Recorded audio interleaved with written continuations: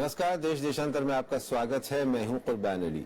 दक्षिणी राज्य तमिलनाडु में मुख्यमंत्री ए पलनीसामी ने सदन में विश्वास मत हासिल कर लिया है। हालांकि उनकी इस जीत से राज्य में जारी राजनीतिक अनिश्चितता फिलहाल खत्म हो गई है, लेकिन डीएमके का कहना है कि पलनीसामी ने उचित तरीके से विश्वास मत हासिल नहीं किया और इसे लेकर राज्यपाल विद्यासागर राव से डीएमके ने शिकायत भी की है। पनीर सेल्वम के 11 वोटों के मुकाबले पलनीसामी को 122 वोट मिले। विश्वास मत के दौरान तमिलनाडु विधानसभा में हिंसक झड़पें भी हुई। विपक्षी पार्टी डीएमके विश्वास मत के दौरान गोपनीय बैलेट से मतदान चाहती थी। विधानसभा से डीएमके के विधायकों को निकालने के बाद ही वोटिंग हो पाई। इस दौरान विधानसभा से 1 विधायक वाली मुस्लिम लीग और 8 विधायकों के साथ कांग्रेस पार्टी ने वॉकआउट किया। उल्लेखनीय है कि मूल रूप से विश्वास मत को संवैधानिक रूप से अवैध घोषित नहीं किया जा सकता, लेकिन कानूनी जानकार इससे असहमति जता रहे हैं, क्योंकि जब ये विधानसभा में संपन्न हुआ तब वहां माहौल सामान्य नहीं था। विधानसभा अध्यक्ष का कहना था कि झड़प में उनकी शर्ट फट गई। उन्होंने बताया कि विधानसभा में अराजक स्थिति के बीच उन्हें अपमानित होना पड़ा।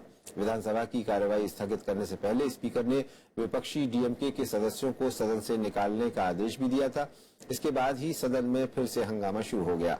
विश्वास मत के दौरान वोटिंग के अलग अलग नियम हैं। वोटिंग ध्वनि मत से भी हो सकती है और इस स्थिति में यदि किसी सदस्य को शक है तो वह मत विभाजन की मांग कर सकता है। स्पीकर ऐसे में विधायकों को खड़ा होने के लिए कह सकते हैं और उनकी गिनती की जा सकती है। राज्य विधानसभा में कुल 234 सदस्य हैं। विश्वास मत के दौरान 90 विधायक सदन में मौजूद नहीं थे। वे दावा कर रहे हैं कि उन्हें सदन के भीतर नहीं रहने दिया गया। कुछ लोगों ने अपने मन से इसका बहिष्कार भी किया। देश देशांतर में आज चर्चा तमिलनाडु के इसी राजनीतिक संकट पर। इस चर्चा में मेरे साथ जुड़ रहे हैं सुप्रीम कोर्ट के वरिष्ठ वकील संजय हेगड़े, सुप्रीम कोर्ट की एक और वरिष्ठ वकील और राज्यसभा सांसद केटीएस तुलसी, राजनीतिक विश्लेषक प्रोफेसर सुब्रत मुखर्जी और वरिष्ठ पत्रकार टीआर रामचंद्रन। आप सभी का स्वागत है। केटीएस तुलसी साहब, मैं आपसे शुरुआत करना चाहूंगा कि आप संवैधानिक मामलों के जानकार हैं कि जिस तरह से तमिलनाडु विधानसभा में ये शक्ति प्रदर्शन हुआ, बहुमत साबित किया गया, जो कार्रवाई चली, क्या उसे कानून सम्मत करार दिया जा सकता है और उसको लेकर के डीएमके पार्टी जो सवाल उठा रही है वो कितना जायज है? नहीं, मैं समझता हूं कि ये जो रेजोल्यूशन पास हुआ ये बिल्कुल सही है और कानून के मुताबिक है, क्योंकि तमिलनाडु लेजिस्लेटिव असेंबली के जो रूल्स ऑफ प्रोसीजर हैं उसका रूल जो 41 है उसमें ये प्रोसीजर ले डाउन किया है कि मोशन जो है उसको किस तरह से वोटिंग होगी उसके ऊपर, और उसमें ये लिखा है कि पहले सबसे वॉइस वोट से होगा मत, और अगर कोई उसको चैलेंज करता है और डिवीजन की मांग करता है तो डिवीजन होगी। और डिवीजन का प्रोसीजर भी रूल 41 में लेट डाउन है, और वो प्रोसीजर है कि हेड काउंट होगा डिफरेंट सेगमेंट्स में, जिस तरह से भी स्पीकर चाहे, मगर उसमें गुप्त वोट का कोई प्रावधान नहीं है। तो मैं समझता हूं कि डीएमके के नेता जो हैं, नेता विपक्ष, उनको अपनी रूल्स, असेंबली के रूल्स के बारे में तो मालूम होना चाहिए।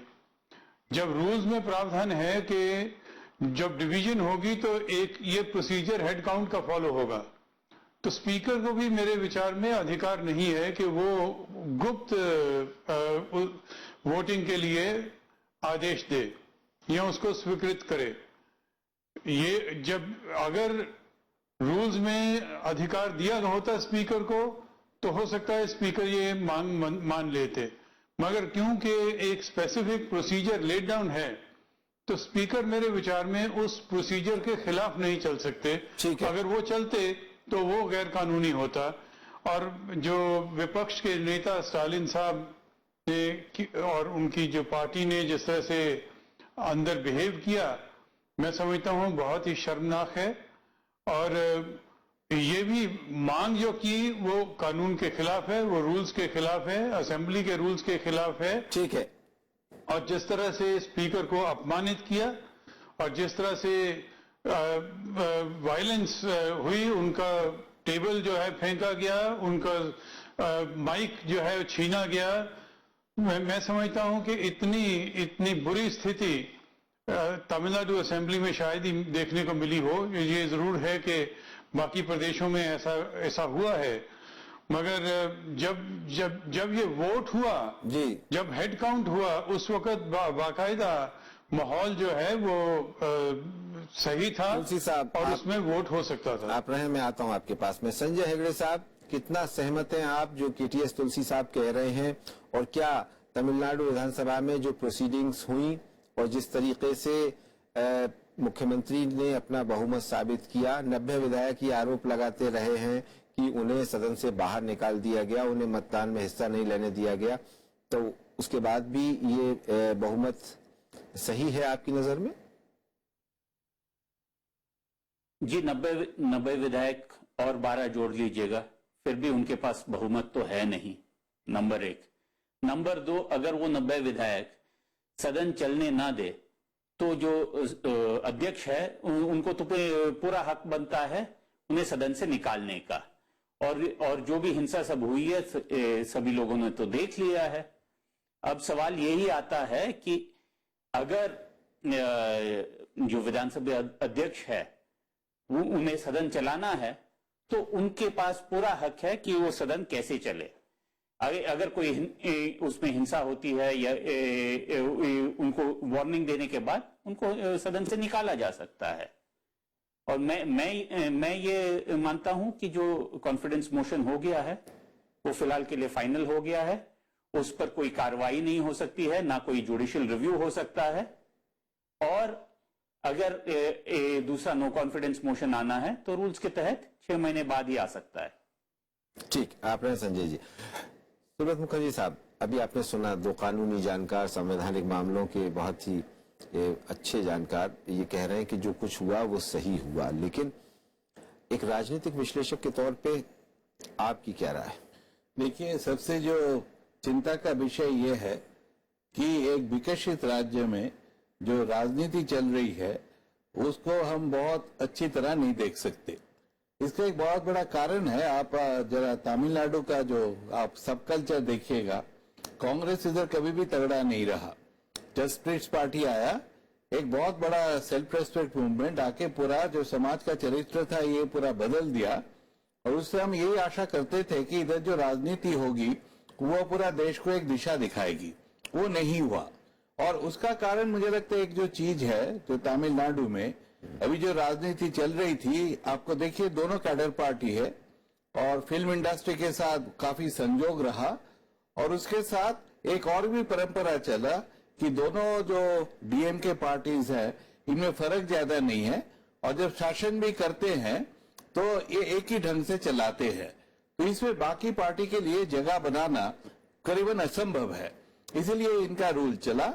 मुझे लगता है बाद में भी ये रूल चलेगी, पर लोग सवाल ये उठाएंगे, जो अब हम देखते हैं जो पूरा देश में एक राजनीति की चरित्र बदल रही है, तो तमिलनाडु में क्यों नहीं बदले।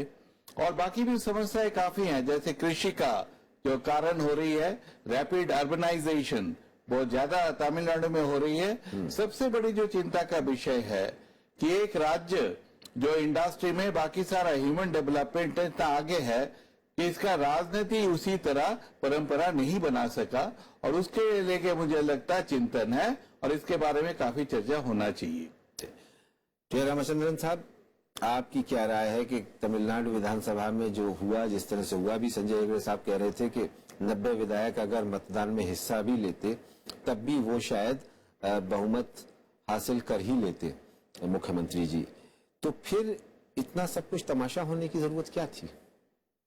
ये बात आपकी ठीक है।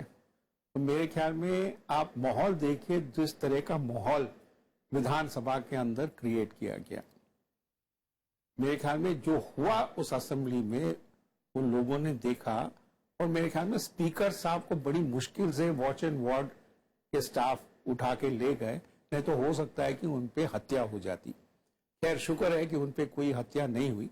आखिरकार जिस स्थिति में तो असेंबली चल नहीं सकती, और उन्होंने इन लोगों को बाहर कर दिया कि ये चलने नहीं दे रहे, और उनको 1 पॉइंट एजेंडा था, जो प्रोग्राम था उनका, वो सिर्फ ये था, ये देखना है कि क्या पलनीस्वामी साहब के पास बहुमत है कि नहीं।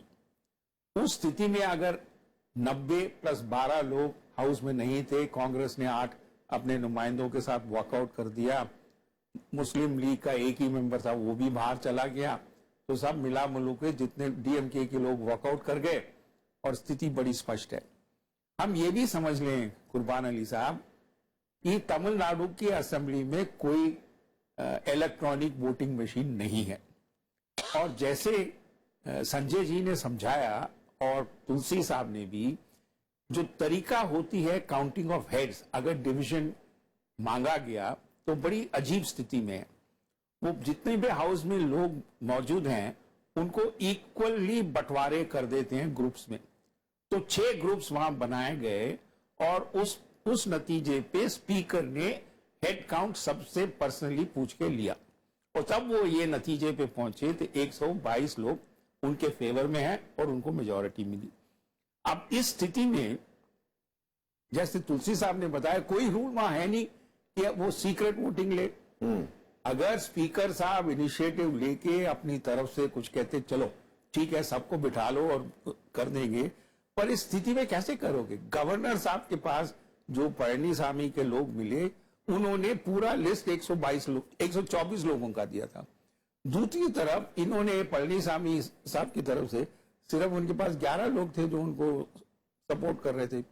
इस स्थिति में कोई भी गवर्नर साहब ये नहीं कह सकता कि आप दोनों को खड़ा कर दीजिए असेंबली में और आप वोटिंग करवा लीजिए। ये तो बिल्कुल एक मसला है जो बिल्कुल इक्वली नहीं है। कहां से आप इन दोनों को खड़ा कर देंगे? ठीक।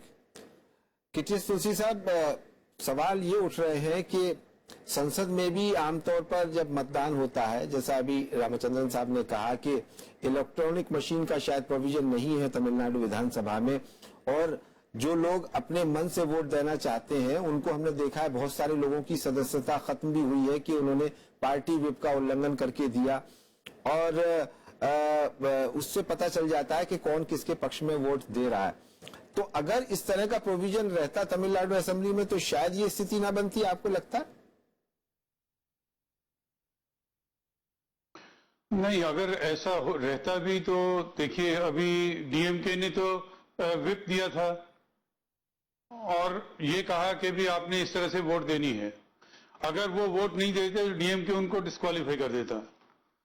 कांग्रेस ने भी व्हिप दिया था कि आपने मोशन के खिलाफ वोट डालना है, मगर इनको पहले से ही मालूम था, जैसे ही हाउस की प्रोसीडिंग शुरू हुई इनको मालूम था कि इनके पास मेजॉरिटी नहीं है, और अपने आप व्हिप दे के अगर कहें कि जो सत्ता पक्ष है वो व्हिप ना इशू करे, तो ये तो डबल स्टैंडर्ड्स हैं। इन्होंने खुद तो व्हिप इशू कर दिया प्रोसीडिंग शुरू होने से पहले, दोनों ऑपोजिशन की पार्टीज ने, और अब अगर ये कहें कि व्हिप क्यों जारी हुआ, क्योंकि इससे अब लोग जो हैं डिस्क्वालीफाई हो सकते हैं। जो भी प्रावधान है रूल्स में वो इन्हीं मेंबर्स का बनाया हुआ है। अगर ये रूल में कोई तब्दीली चाहते थे तो इनको रूल कमेटी में इसके बारे में विचार करना चाहिए था, मगर कम से कम ये तो मालूम हो कि रूल क्या है। रूल के खिलाफ कैसे ये मांग कर सकते हैं कि इसको आप सीक्रेट बैलेट दो?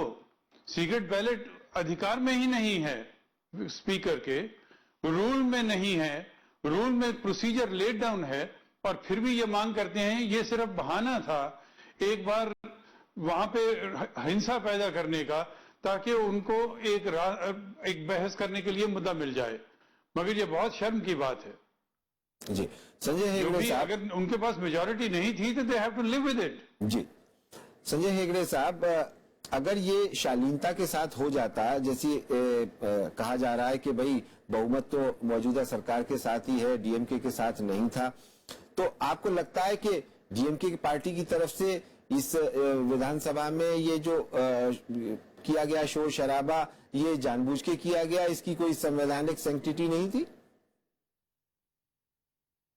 नहीं, मैं तो पहले से कहते आया हूं कि ये जो सब चल रहा था तमिलनाडु में असेंबली के अंदर, ये तो नूरा कुश्ती थी।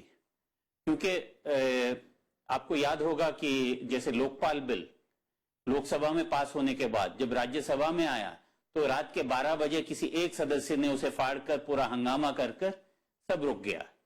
तो कई हमारे हमारे ये जो पार्लियामेंट्री पद्धति है उसमें ये जो प्लान डिसरप्शन है वो भी एक पद्धति बन गई है। तो मुझे पूरा यकीन है कि डीएमके जानती थी कि वो तो जीत नहीं सकती थी। उन्हें ये भी पता था कि पनीरसेल्वम साहब के साथ 2/3 बहुमत अन्नाडीएमके की है नहीं, तो इसलिए स्प्लिट पॉसिबल है नहीं। तो कोई ना कोई बहाना चाहिए था तो सदन से बाहर रहने का, तो बहाना मिल गया या बहाना बनाया गया। इससे ज्यादा और टिप्पणी करना तो मैं नहीं चाहता हूं। ठीक, सुब्रत मुखर्जी साहब, ये अभी 6 महीने पहले विधानसभा के चुनाव हुए थे, 6-7 महीने पहले, और उस वक्त में एआईडीएमके बहुमत में आई थी। जयललिता उस वक्त मुख्यमंत्री बनी, उनका स्वास्थ्य ठीक नहीं रहा, उसके बाद ये परिस्थिति बनी जिसके कारण से ये हो रहा। लेकिन अब डीएमके जैसे इस मामले को लेकर के एक सड़कों पर उतर आया है। अभी 22 तारीख को डीएमके नेता स्टैलिन भूख हड़ताल करने वाले हैं। वो राज्य में राष्ट्रपति शासन लागू किए जाने की भी मांग कर रहे हैं। तो आपको लगता है कि बदली हुई परिस्थिति में डीएमके को राजनीतिक रूप से कोई लाभ हो पाएगा? देखिए, ये सारा कोशिश है जो अगले चुनाव में क्या होगा। और अभी आप समझ लीजिए कि एआईडीएमके स्प्लिट होता है और उसमें से 10-12 जो लोग जो निकलेंगे वो लोग चुनाव जीतेंगे ये नहीं। कोशिश डीएम का यही है कि ये 10-12 लोगों को निकाला जाए और ये लोग चुनाव जीत लें, ये तो और बात हो जाएगी। पर सबसे जो मुझे लगता है जो प्रश्न उठाना चाहिए, इस तरह का स्थिति में किसी भी पार्टी को व्हिप देना चाहिए या नहीं, क्योंकि नॉर्मली जो बम्बई केस के बाद हम लोगों ने जितना परिस्थिति देखा, सुप्रीम कोर्ट का इंटरवेंशन में भी हमने देखा कि ये कहते हैं कि पॉलिटिकल पार्टीज व्हिप ना दें, जैसे लोगों का विचार है वो अपने आप करे और उसके लिए कोई डिस्क्वालिफिकेशन का जो बात है इनके साथ नहीं हो। फिर भी मैं कहूंगा जो भी कुछ हुआ है ठीक नहीं हुआ है और उनको वेट करना चाहिए था। पार्लियामेंट्री प्रोसीजर को मान्यता देना चाहिए। पर हिंदुस्तान में जैसे होता है, खेल दोनों जगह खेला जाता है, एक असेंबली में खेला जाता है, एक बाहर खेला जाता है, और जब लोग हारते हैं वो सोचते हैं बाहर का खेल में फायदा ज्यादा है। राम साहब, आपको क्या लग रहा है कि तमिलनाडु की राजनीति किस तरफ जा रही है, और ये जो कानूनी दांवपेच है क्या इसके इर्द गिर्द ही घूमती रहेगी या इसके आगे भी ये निकलेगी? तमिलनाडु की पॉलिटिक्स बड़ी संकट में है। पहले हम एक बात ये समझ लें, क्या एआईएडीएमके जयललिता के समय में जब इतनी मजबूत थी, क्या अभी भी इतनी मजबूत रहेगी? उसका भी मेरा मानना है कि इतनी मजबूत नहीं रहेगी। पर कोशिश जरूर है कि जयललिता, जिन्हें अम्मा बुलाया जाता है तमिलनाडु में, उनका नाम कॉन्स्टेंटली लिया जाए और किसी ना किसी तरह लोगों में उत्साह और जोश पैदा किया जाए। अब रही बात पळनीस्वामी, उन्होंने आज पहला दिन वो काम किया जो शायद और कोई कर नहीं सकता था। काम ये था कि जो 5 चीजें जयललिता अम्मा करना चाहती थी महिलाओं के लिए खासकर, उन्होंने वो 5 चीजों को आज अनाउंस करके कह दिया कि ये लागू हो रहा है। अब रही बात यहां से आप आगे कैसे जाएंगे। देखिए, जो सुप्रीम कोर्ट का जो डिसीजन आया है शशिकला के खिलाफ, ये हम ये ना समझें कि इसके डिसीजन के बाद शशिकला को एक लार्जर देन लाइफ इमेज होगी और वो बाहर निकल सकती हैं, जो कहेंगी तो वही होगा। नहीं, मेरा मानना नहीं है कि ये हो सकता है। रही एआईएडीएम की बात, अपने आप में एआईएडीएम के स्प्लिट जरूर होगी, अगर अब नहीं तो कुछ महीने बाद। स्प्लिट होने के बाद क्या स्थिति रहेगी एआईएडीएम के, मैं ये इसलिए कह रहा हूं क्योंकि पिछले मई 2016 में जब इलेक्शन हुआ, ये मत भूलें हम, जयललिता के वजह से जो वोट डिफरेंस, दोनों के 30% वोट आते थे। पिछली बार ये नहीं हुआ, पर पिछली बार हिस्ट्री क्रिएट हुआ। वो कैसे? जयललिता जी को 38 to 39% वोट्स आए और डीएमके को सिर्फ 28-29% आए। तो ये जो 10-11% का गैप है, जयललिता आज अगर होती, इफ शी वाज अलाइव, मेरे ख्याल में ये गैप उतना ही रहता या थोड़ा कम होता, पर उनको हारना बिल्कुल नामुमकिन सी बात है। अब स्थिति ये है कि अगर अपनी तरफ से डीएमके पूरी कोशिश करे और ये जितने भी घपला घोटाला हैं उनके ऊपर नजर डाले और ये कहे कि आखिरकार सुप्रीम कोर्ट ने वर्डिक्ट ये दिया है, मेरे ख्याल में डीएमके शायद अपनी स्थिति को थोड़ा मजबूत कर पाएगी। दूसरी तरफ ये है कि कोई पार्टी, राजनीतिक दल उस अपने लिए थोड़ा सा स्पेस क्रिएट करना चाहेगी, क्योंकि एक वैक्यूम जरूर क्रिएट हुआ है, वो कोशिश जरूर कर सकती है, पर उनको किसी ना किसी एक प्रमुख राजनीतिक दल के साथ जाना पड़ेगा। क्या वो एआईडीएम के साथ जाना चाहेंगे कि नहीं, उसमें एक बहुत बड़ा प्रश्न चिन्ह है। टीएस तुलसी साहब, तमिलनाडु में हमने देखा है पिछले वर्षों में कि जयललिता जी को कई बार जेल जाना पड़ा, सजा हुई और उन्हें मुख्यमंत्री की कुर्सी छोड़नी पड़ी। पनीर सेल्वम साहब उसी वजह से मुख्यमंत्री बने और अब ये कहा जा रहा है कि शशिकला जो कि जिन्हें मुख्यमंत्री होना था और वो नहीं हो सकी अब इस फैसले आने के बाद, उनके दोबारा से मुख्यमंत्री होने की कितनी गुंजाइश आपकी नजर में है कानूनी तौर पर, संक्षेप में?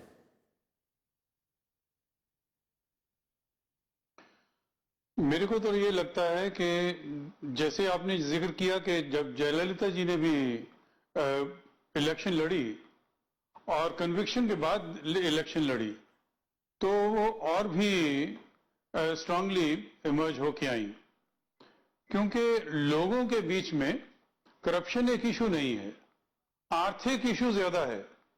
और दूसरी बात यह कि हम भारतीय वो इमोशनल लोग हैं, जो भी तकलीफ में होता है उसके साथ खड़े होते हैं, उसको हम उसके साथ सहानुभूति करते हैं। तो इसलिए मेरे को तो ये लगता है कि एआईएडीएम के सिर्फ अपनी टेन्योर ही नहीं पूरी करेगी, क्योंकि ये बहुत इंटेलिजेंट लोग हैं, ये सिर्फ वही नहीं पूरी करेगी मगर अगली इलेक्शन में भी ये जयललिता की जो लेगेसी है उसी के ऊपर दोबारा इनके भी जीतने की संभावना है। नहीं, मैं आपसे कानूनी सवाल कर रहा था कि उसकी क्या संभावना दिखाई देती है कि शशिकला मुख्यमंत्री हो पाएंगी इस सूरत हाल में जब वो जेल में है, सजा काट रही हैं? नहीं, वो तो डिस्क्वालिफिकेशन उनकी 6 साल तक रहेगी। ये सवाल 6 साल के बाद ही पैदा होता है, 6 साल तक वो मुख्यमंत्री नहीं बन सकेंगे। जी, सुब्रत मुखर्जी साहब, आपकी अंतिम टिप्पणी के तमिलनाडु की राजनीति का भविष्य क्या देख रहे हैं? जैसे आपने शुरू में कहा कि जस्टिस पार्टी से शुरू हुआ, 67 से अब तक वहां किसी द्रविड़ पार्टी के अलावा किसी और पार्टी या गठबंधन की सरकार नहीं बन पाई है, तो वैसे में जिस मकसद से ये आंदोलन खड़ा हुआ था वो चल पाएगा आगे? देखिए, एक चीज है जो 30-40 साल हमने पुराना जो देखा है, उसको मैं कहूंगा एक साधारण परिस्थिति नहीं थी। दोनों तरफ जो हस्तियां थी सारे फिल्म वर्ल्ड के साथ जुड़े हुए थे, तो अब आहिस्ता आहिस्ता जो लोग आ रहे हैं वो फिल्म के साथ कुछ नहीं है, तो एक नॉर्मल पॉलिटिक्स शुरू हो रही है। इसके साथ मैं ये भी कहूंगा, देखिए भ्रष्टाचार आहिस्ता आहिस्ता एक इशू बनता जा रहा है। पहले जब जयललिता दोबारा आई तब उनको रिलीफ मिला था हाई कोर्ट से, अब कोई रिलीफ नहीं है। जैसे सुप्रीम कोर्ट ने भी कहा है ये एक धर्म युद्ध है हमारे लिए और हम लड़ते रहेंगे। सोशल मीडिया का पूरा जो असर है, तो पार्टी को भी बदलना पड़ेगा। आप ये लोग दोनों जो पार्टी हैं, वेल कैडर पार्टी है, अच्छी तरह इनका जो बेस है वो अच्छा है, पर इनको भी कहीं बदलाव लाना पड़ेगा। और देखिए हिंदुस्तान में एक सिचुएशन ऐसा आ रहा है जो कोई भी करप्शन की बात आएगी तो आहिस्ता आहिस्ता उसको राजनीतिक क्षेत्र छोड़ना पड़ेगा। चलिए, बहुत बहुत शुक्रिया प्रोफेसर सुब्रत मुखर्जी, टीएस तुलसी साहब, संजय हेगड़े जी और टीआर रामचंद्रन साहब हमारे साथ इस चर्चा में जुड़ने के लिए। तो आने वाले दिन तमिलनाडु की राजनीति के लिए काफी संकट वाले होने वाले हैं और भले ही राज्य सरकार ने, मुख्यमंत्री पलनीसामी ने विश्वास मत हासिल कर लिया हो, लेकिन राजनीतिक विवाद अभी खत्म हो गया हो ऐसा नहीं लगता। देश देशांतर में मेरे साथ इतना ही। नमस्कार।